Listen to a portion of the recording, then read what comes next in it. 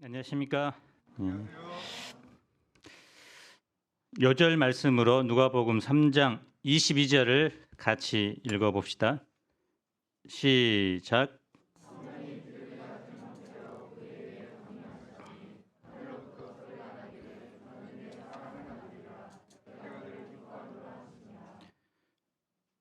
지난주 말씀이 어떻게 살아야 하는가에 대한 것이라면 오늘 말씀은 사람은 무엇으로 사는가라는 내용입니다. 사람은 무엇으로 사는가 물음 앞에서 나름대로 대답을 할 것입니다. 돈으로 산다, 명예로 산다, 권력으로 산다. 예수님은 이 물음에 무엇이라고 대답하실까요? 우리는 무엇으로 살아야 할까요? 제1부 예수님의 세례와 족보 3장 21절로 38절까지입니다. 누가복음 1, 2장에서 아기 예수님과 소년 시절의 예수님을 살짝 엿볼 수 있습니다. 이제 본격적으로 예수님이 역사의 무대에 등장합니다. 대통령이 취임식을 하고 나서 공식적인 업무를 시작하는 것처럼 예수님의 세례도 취임식과 같습니다. 그리고 이어지는 족보는 그분에 대한 증빙 서류와도 같습니다. 먼저 예수님의 세례를 봅시다. 예수님이 세례를 받는 장면에서는 세례를 주고 있는 요한이 언급되지 않습니다. 모든 관심을 예수님께 집중합니다. 예수님이 세례를 받은 후 놀라운 일이 벌어집니다. 삼위 하나님이 함께 등장하셔서 각각 일하십니다. 먼저 성자 예수님이 일하십니다. 예수님은 어떻게 일하십니까? 예수님은 기도하십니다.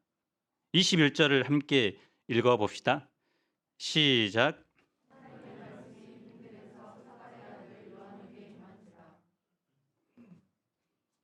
다른 내용이 나왔네요. 3장 21절인데 백성이 다 세례를 받을새 예수도 세례를 받으시고 기도하실 때 하늘이 열리며 누가복음에서만 예수님께서 세례하실 때 기도하셨다는 내용이 나옵니다. 예수님이 기도하시자 하늘이 열립니다. 사도행전 7장에서 스데반 집사가 돌에 맞아 죽으면서 하늘이 열리고 하늘 보좌의 영광을 환상으로 봅니다. 하늘이 열린다는 것은 하나님께서 사람들에게 말씀하시기 위해 이 세상 안으로 들어오시는 것을 말합니다. 그리고 어떤 일이 벌어집니까? 성령 하나님께서 강림하십니다. 22절 상반절을 봅시다. 성령이 비둘기 같은 형체로 그의 위에 강림하시더니 형체라는 말을 사용한 것은 원래 성령은 눈에 보이지 않습니다. 그런데 이때만큼은 사람들이 볼 수 있도록 모양을 취하셨다는 것입니다. 비둘기 같은 모습입니다. 비둘기 하면 어떤 이미지가 떠오릅니까? 요즘 비둘기는 별로 좋은 이미지가 아닙니다. 유해 야생 동물로 지정되었습니다. 사람을 무서워하지도 않고 살이 쪄서 잘 날지도 못합니다. 그런데 성경에서 비둘기는 순결이나 결백, 사랑스러움을 상징합니다. 그래서 아가서에는 사랑을 노래할 때 비둘기를 비유로 사용하고 있습니다. 또 예수님도 제자들에게 비둘기 같이 순결하라고 말씀하셨습니다. 이처럼 성령이 비둘기의 형체로 강림하신 것은 성령께서 예수님의 공적 생애 가운데 함께 하신다는 것을 보여줍니다. 예수님께 지혜와 능력을 주셔서 예수님을 통해서 놀라운 일이 벌어지게 됩니다. 또 어떤 일이 일어납니까? 성부 하나님께서 이제 말씀하십니다. 22절 하반절을 읽어봅시다. 시작.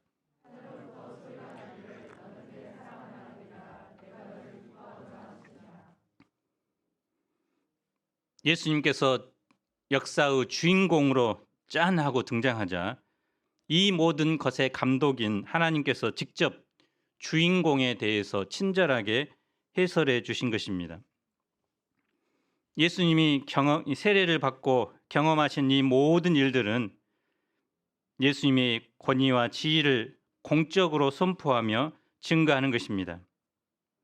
예수님이 바로 성경에서 약속하신 그 메시아라는 사실을 확증해지는 것입니다.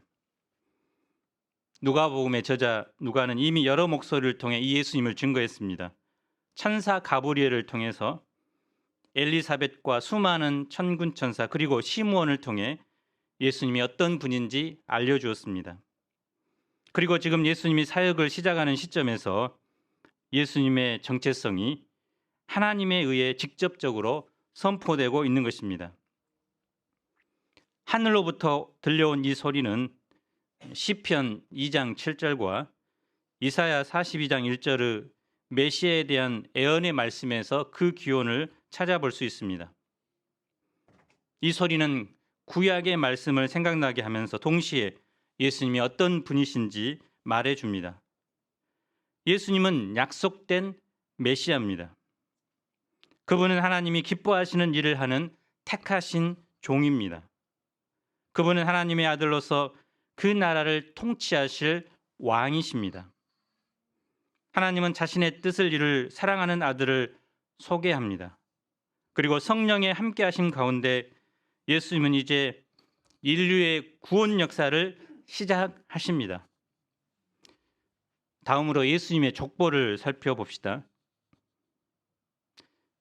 마태의 족보는 아브라함과 다윗을 언급하며 아브라함으로부터 시작해서 그 다윗에게로 그 자손에게로 내려옵니다. 이것이 일반적으로 족보를 기록하는 방식입니다. 하지만 누가의 족보는 거꾸로 자손으로부터 시작해서 조상으로 올라갑니다. 그리고 그 끝이 아담에게까지 하나님까지 연결됩니다. 그래서 누가의 족보는 아담을 강조합니다. 마태가 유대인을 대상으로 예수님이 다윗의 자손으로 오신 메시아이심을 증거했다면 누가는 이방인을 대상으로 예수님이 아담의 자손으로 오셔서 모든 사람을 대표하고 있음을 말해줍니다. 그래서 누가의 족보는 모든 인류의 운명이 바로 예수님 안에 놓여 있음을 보여줍니다. 예수님은 단지 이스라엘이라는 작은 나라를 로마로부터 해방시켜주기 위해 오신 것이 아니라 예수님은 모든 인류에게 자유와 구원을 주기 위해 오셨습니다. 모든 사람에게 하나님의 은혜를 선포하기 위해 오셨습니다. 그런데 누가는 예수님의 족보를 마태처럼 책을 시작하면서 또는 책의 마지막에 부록처럼 기록한 것이 아닙니다. 예수님의 세례 다음에 이 족보를 기록합니다. 그리고 이 족보 뒤에는 예수님이 시험받는 사건이 연속해서 나옵니다. 예수님의 세례와 족보 시험이 연관성이 있기 때문입니다. 즉 예수님은 하나님의 아들로서 세례를 받으셨고 또 하나님의 아들로 하나님께 직접 인정을 받으시고 또 하나님의 아들로서 시험을 받고 계십니다. 예수님의 세례에서 하나님이 뭐라고 하십니까? 너는 내 사랑하는 아들이라. 또 예수님의 시험에서 마귀가 어떻게 유혹할까요? 내가 만일 하나님의 아들이거든. 족보도 보면 핵심되는 단어가 아들입니다. 아들이라는 말이 23절에 나오고 그 뒤로부터는 계속해서 그 위는 하면서 하나님까지 이어집니다. 아들이라는 단어가 처음에 나오고 그에 이어지는 이름들은 다 그 아들이라는 단어에 수식됩니다. 이것은 궁극적으로 예수님은 하나님의 아들이시다라는 것을 선포하고 있습니다. 이 족보는 그래서 한 가족을 나타냅니다. 하나님의 한 가족입니다. 원래 사람은 하나님과 한 가족입니다. 하지만 첫사람 아담이 죄에 빠짐으로 인해 그 관계가 깨졌습니다. 하나님의 아들이라는 연결고리가 죄 때문에 끊어진 것입니다. 그래서 우리는 원래 하나님의 아들이었지만 죄로 인해서 이제 원수 사이가 되었습니다. 죄로 인해 아담은 물론 모든 인류도 하나님의 아들됨을 잃어버렸습니다. 그런데 예수님께서 이 끊어진 계보를 이어주기 위해서 이 땅에 오셨습니다. 깨어진 아버지와 자녀의 관계를 회복시켜 주시기 위해 죄 없는 모습으로 이 땅에 오셨습니다. 그래서 죄 때문에 우리는 도저히 하나님이 계신 곳으로 갈 수 없습니다. 그런데 예수님께서 직접 내려오셨습니다. 그래서 하늘로부터 아래로 저 아래로 이 땅까지 내려오셨습니다. 그리고 우리를 이제 위로 그 위로 저 높은 하늘까지 하나님에까지 나아갈 수 있게 하셨습니다. 예수님께서 오심으로 온수됨이 이제 자녀로 변화되게 된 것입니다. 예수님께서 이제 첫 번째로 하신 사역이 무엇일까요? 제2부 예수님의 시험 4장 1절부터 13절입니다. 예수님이 이제 성령 충만함을 받으셨죠. 그리고 요단강에서 이제 유대 광야로 오십니다. 이 광야에서 40일 동안 성령에게 이끌리시며 마귀에게 시험을 받습니다. 40일 동안 금식하신 것입니다. 구약에 보면 모세도 이제 40일 동안 금식하고 엘리야 선지자도 40일간 금식했습니다. 또 우리 중에 과거 김모 목사님도 대학 4학년 때 졸업을 앞두고 40일간 이제 금식을 했는데 죽을 뻔하다가 이제 살아났습니다. 이번에 만났는데 그래서 20일 하고 나서 이제 포기를 하려고 했는데 금식하는 것을 다른 사람이 알아버려서 자존심 때문에 끝까지 40일간 버텼다고 합니다. 물론 이제 자기 문제 때문에 그랬지만 저도 이제 4일간은 했습니다. 4일간 10분의 1은 했는데 예수님이 왜 마귀에게 시험을 받았을까요? 먼저는 이제 앞에 나온 그 아담의 실패를 만회하기 위함입니다. 첫사람 아담은 마귀의 시험에 넘어가 하나님의 말씀에 불순종하고 타락했습니다. 이로 인해 사람은 죽음에 이르게 되었고 일생 마귀의 종로로 타다가 영원한 심판에 처하게 되었습니다. 그런데 예수님께서 둘째 아담으로 오셔서 이제 하나님의 말씀으로 말미암아 마귀의 시험을 이기셨습니다. 그래서 우리를 영원한 심판에서 건지시고 영원한 생명을 주셨습니다.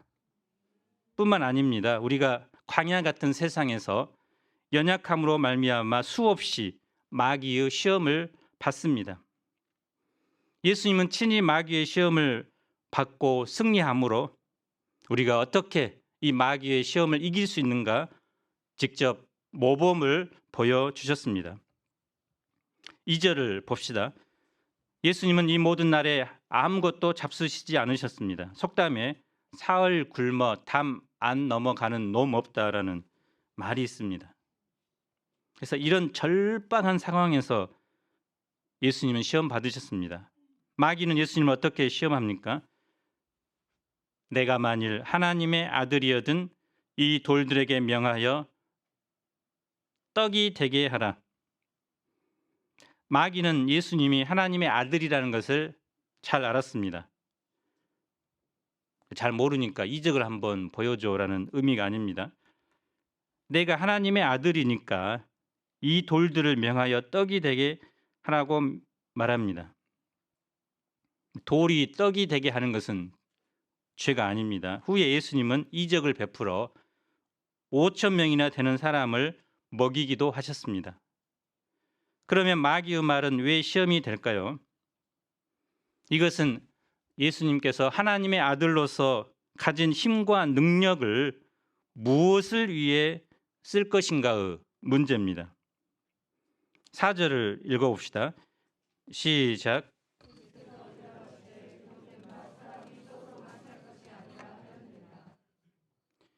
예수님은 신명기 8장 3절 말씀을 인용합니다. 너를 낮추시며 너를 줄이게 하시며 또 너도 알지 못하며 내 조상들도 알지 못하던 만나를 내게 먹이신 것은 사람이 떡으로만 사는 것이 아니요 여호와의 입에서 나오는 모든 말씀으로 사는 줄을 내가 알게 하려 하심이니라. 광야 생활은 지금도 예수님 광야에서 시험 받지만 하나님께서 이스라엘에게 주신 시험과 훈련의 기간이었습니다. 훈련의 목적은 이스라엘이 하나님만을 의지하고 그의 말씀에 순종하는 삶을 살게 하는 것입니다. 광야 생활은 이스라엘을 철저히 낮추고 자기를 발견하게 하는 겸손의 기간입니다. 하나님은 생존에 필요한 최소한의 도구들로 이스라엘을 훈련하십니다. 때로는 한동안 배를 굶게 하시다가 만나를 주시고 또는 목마름을 경험하다가 물을 주셨습니다. 사람들이 전에 알지 못했던 새로운 하늘의 양식인 만나를 주셨고 또 반석에서 샘물을 나게 하셔서 그들의 목마름을 채워주셨습니다. 그래서 만나가 내리기 시작하면서부터 이스라엘에게는 굶는 일이 없었습니다. 40년 동안 신발과 옷이 낡아지지 않게 되었습니다. 성지순례 가보신 분은 대부분 없지만 이 광야의 자연적인 조건은 사람이 생존할 수 없는 상태입니다. 그래서 하나님의 기적적인 개입이 없다면 200만이나 되는 이스라엘은 모두 광야에서 40일 이전에 모두 죽어야 합니다. 하나님께서는 이스라엘이 생존을 위하여 자연과 환경을 의지하는 것이 아니라 그곳에서 하나님만을 절대적으로 의존하는 것을 가르치고자 하셨습니다. 사람이 떡으로만 사는 것이 아니요 여호와의 입으로 나오는 모든 말씀으로 사는 줄을 내가 알게 하려 하심이라. 이것이 광야 생활 하나님께서 가르치고자 했던 핵심입니다. 광야 기간 이스라엘은 하나님의 말씀에 순종하여 매일 새벽 해 뜨기 전 만나를 거둬 음식을 만들어 먹었습니다. 그것을 무려 40년간 반복했습니다. 매일매일 하나님의 말씀에 순종하는 것, 이것이 그들이 광야 생활 동안 생존 비결입니다. 광야 생활 40년 동안 이스라엘은 만나를 먹고 생존했지만 그 이전에 하나님의 말씀을 먹고 산 것입니다. 예수님은 이제 이 원칙을 마태복음 6장 30일 33절에도 신약 시대를 살아가는 우리에게 동일하게 말씀하십니다. 읽어봅시다. 시작.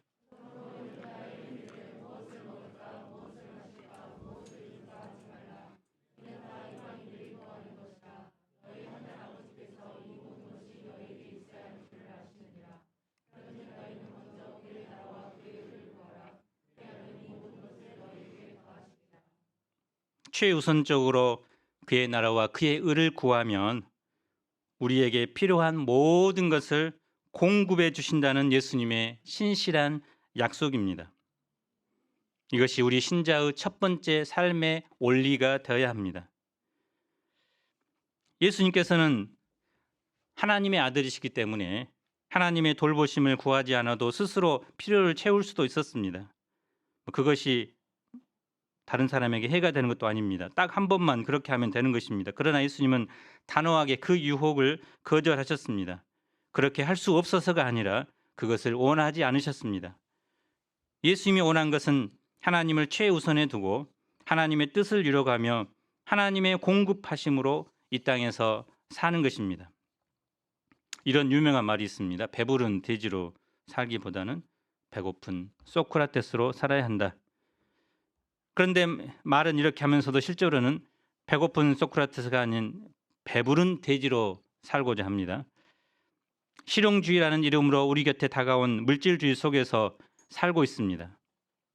돈은 단순한 화폐의 기능을 넘어서서 만몬, 즉 탐욕의 신이 되어버렸습니다. 그래서 이 만몬은 자기를 섬기는 자에게는 무한한 행복을, 그렇지 않은 자에게는 불행을 줄 것처럼 말합니다. 사람은 돈으로 사는 존재임에는 틀림없습니다. 돈이 있어야 더 좋은 빵을 먹고 돈이 있어야 더 많은 빵을 구할 수 있습니다. 마귀는 우리의 시간과 열정과 능력을 온통 이 경제 문제 해결을 위해 쏟으라고 말합니다. 그런데 사람에게서 이 돈 문제는 끝이 없으며 죽을 때까지 계속됩니다. 취업 문제가 해결되면 결혼 문제, 결혼 문제가 해결되면 자녀 교육 문제, 자녀 교육 문제가 해결되면 노후 문제, 노후에는 어디가 좀 아파도 병원비 걱정, 심지어 죽을 때 장례에 들어갈 돈까지 걱정하느라 마음 편히 죽지도 못한다고 합니다. 우리의 삶은 일생 돈으로 시작해서 돈으로 끝납니다. 돈이 있어야 사람들께 살 수 있다고 생각한다면 평생 이 돈 문제 해결의 굴레에서 벗어날 수 없습니다. 그러나 사람은 무엇으로 삽니까? 톨스토이는 사람은 무엇으로 사는가라는 책을 썼습니다. 그는 이 책에서 사람은 하나님의 사랑으로 산다. 그 사랑은 자신을 위한 것이 아니라 남을 위한 것임을 강조합니다. 그런데 오늘 말씀에서 예수님은 분명하게 우리에게 말씀하십니다. 사람은 말씀으로 사는 존재다. 왜냐하면 하나님은 인간을 영혼을 가진 존재로 창조했기 때문입니다. 영혼을 가진 존재는 먹는 것으로만은 만족할 수 없습니다. 하나님을 만나고 그분과 교제할 때 진정한 행복을 맛보게 됩니다. 하나님의 말씀은 나는 어떤 사람인가?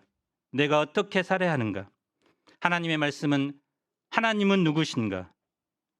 우리가 하나님을 어떻게 섬겨야 하는가? 말해줍니다. 홍성찬 최윤학 목사님이 공무원 시험을 앞두고 말씀을 붙들며 기도하고 또 최선을 다해 공부하고 있습니다. 주님께서 이분들의 믿음을 받으시고 친히 승리할 수 있도록 도와주시기를 기도합니다. 온통 떡에 사로잡혀 살아가는 시대 속에서 우리는 하나님의 말씀이 내 삶의 힘임을 확신하고 하나님의 말씀으로 살아갈 수 있기를 기도합니다.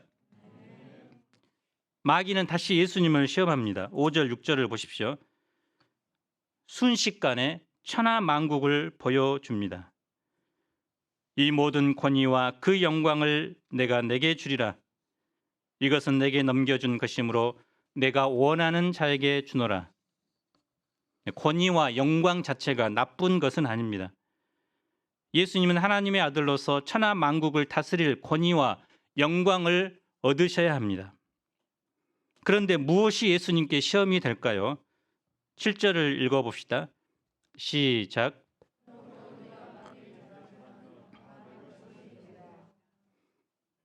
하나님이 계획한 것은 예수님께서 고난을 통과해서 영광에 이르는 것입니다. 십자가를 지는 것입니다. 하지만 사탄은 쉬운 길을 보여줍니다. 제자들을 거느리고 고생할 필요 없고 사람들에게 배신당할 필요 없고 조롱당할 필요도 없다고 합니다. 더구나 십자가의 고난도 필요 없다고 합니다.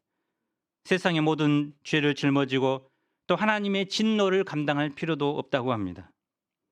이 모든 힘겨운 과정을 과감하게 생략하고 바로 영광의 자리에 앉을 수 있다고 말합니다. 딱 한 가지, 사탄의 마귀에게 절만하면 된다고 말합니다. 예수님은 마귀의 시험을 어떻게 이기실까요?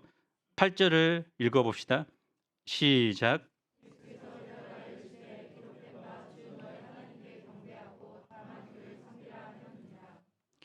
마귀가 원한 것은 하나님의 아들을 자신 앞에 무릎 꿇는 것입니다.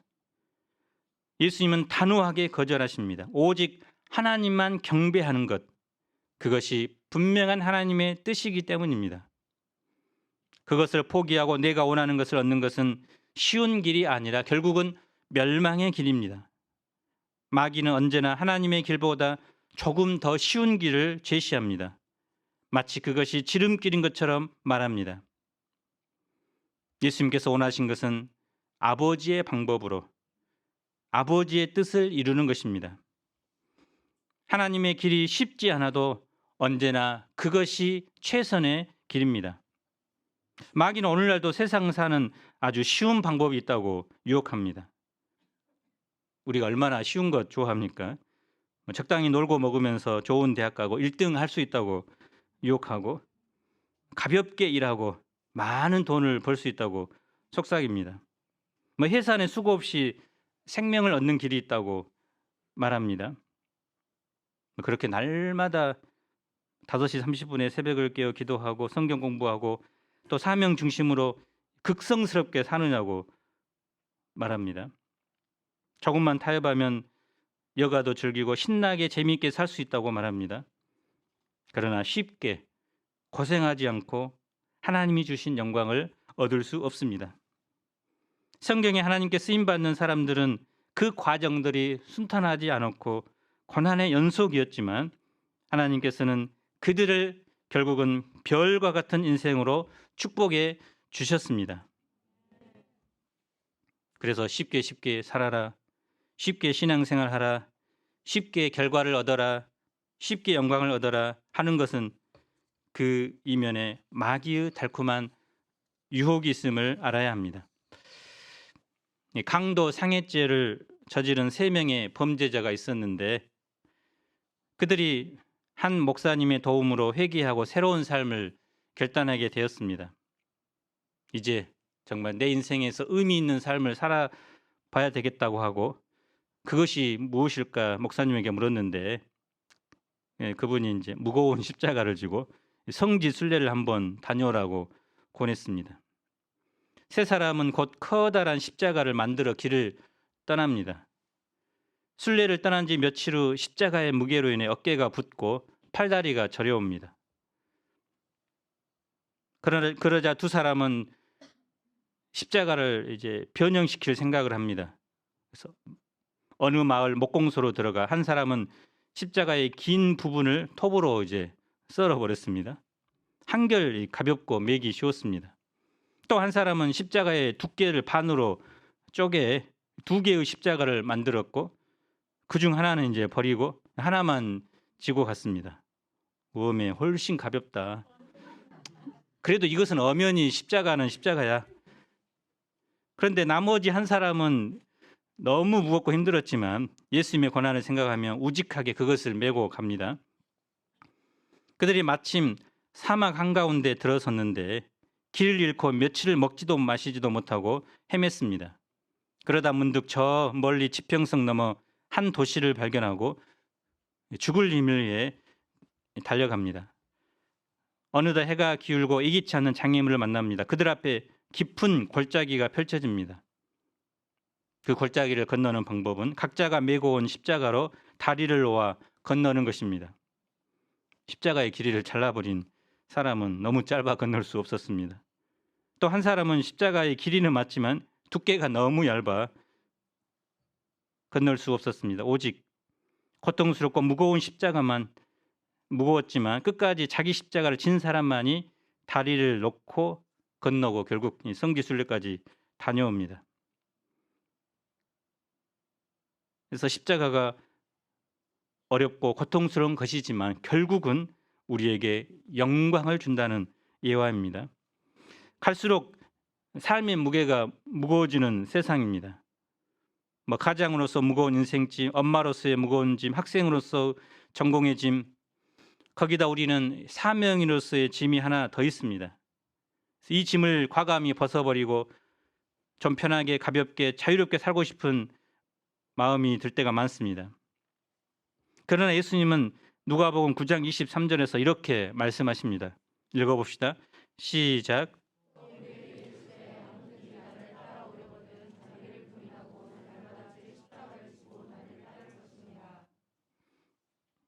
우리가 주님께서 내게 주신 이 십자가를 감당함으로 캠퍼스를 개척하고 또 세계 캠퍼스 개척과 하나님 나라 확장에 쓰임 받으시기를 기도합니다.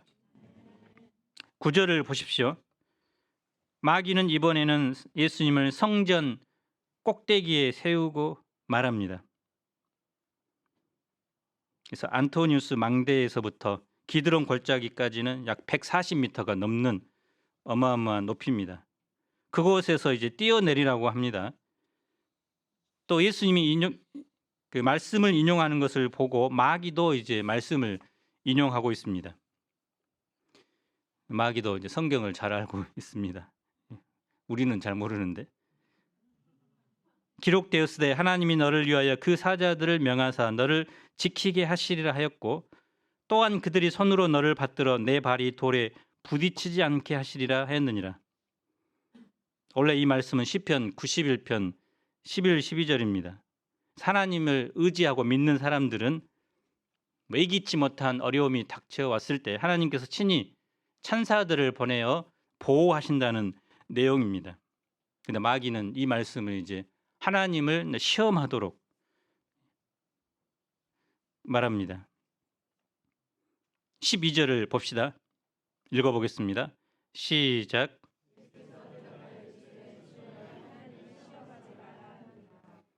신명기 6장 6절에 16절에 기록된 말씀입니다. 그래서 이스라엘 백성이 광야에서 하나님의 임재를 의심하면서 물을 달라고 하면서 하나님을 시험한 내용입니다. 그런데 우리가 하나님께서 약속을 지키는지 안 지키는지 그 여부를 경험해야만이 알 수 있는 것이 아닙니다. 하나님은 시험의 대상이 아니라 사랑과 신뢰와 경배와 섬김의 대상입니다. 그래서 어떤 상황 속에서도 하나님의 보호하심 또 하나님의 능력을 절대적으로 신뢰해야 합니다. 본문 말씀에서 보면 예수님께서 무엇으로 마귀의 유혹을 이기셨습니까? 말씀으로 이기셨죠. 그러면 우리도 어떻게 마귀 시험을 이길 수 있을까요? 말씀밖에 없죠. 그러면 평소에 어떻게 해야 됩니까? 틈나는 대로 부지런히 말씀을 읽어야 되겠죠. 그래서 몇 년 전부터 우리 가운데 통독, 바람이 불어서 1년에 2번 읽은 분, 또 1번 읽은 분, 작년에도 한 30분 정도 읽어서 선물을 드렸는데 힘이 있어서 또 돈이 많아서 시험을 이길 수 있는 것이 아니라 내 안에 말씀이 풍성히 거하면 시험이 와도 분별력을 가지고 이 말씀으로 마귀를 대적할 수 있습니다. 마귀는 말씀 앞에 속수무책입니다. 하나님의 말씀이 임하면 마귀는 쫓겨나기 때문입니다.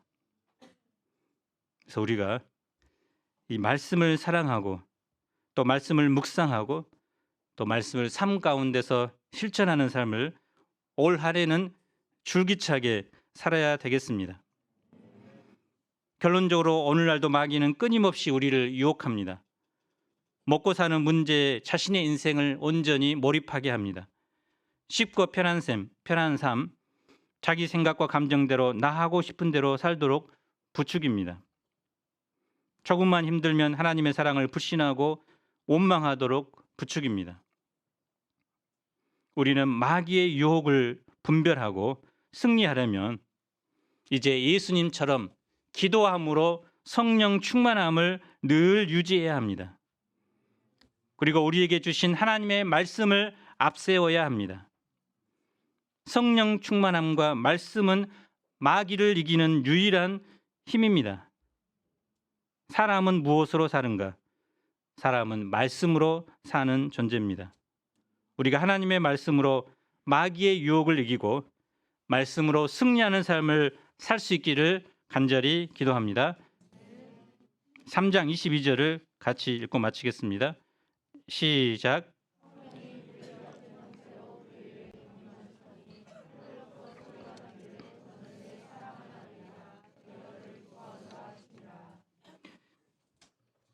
하나님 아버지, 예수님은 하나님의 사랑하는 아들이며 또 그분의 모든 말과 삶은 하나님을 기쁘시게 하는 삶이었습니다. 예수님이 이 땅에 오심으로 원수된 우리가 하나님의 자녀가 되었고 부족하고 허물지고 죄악된 우리의 삶도 하나님이 기뻐하시는 삶으로 변화되었습니다. 무엇보다 우리 앞에 끊임없이 마귀는 떡 문제, 또 하나님의 사랑을 의심하게 합니다. 우리가 이 마귀의 시험을 어떻게 이길 수 있을까요? 예수님처럼 오직 하나님의 말씀으로 대적하여 승리하게 도와주십시오. 또 하나님의 말씀으로 우리 삶을 살아낼 수 있도록 축복해 주시기를 간절히 기도합니다. 예수님 이름으로 기도합니다.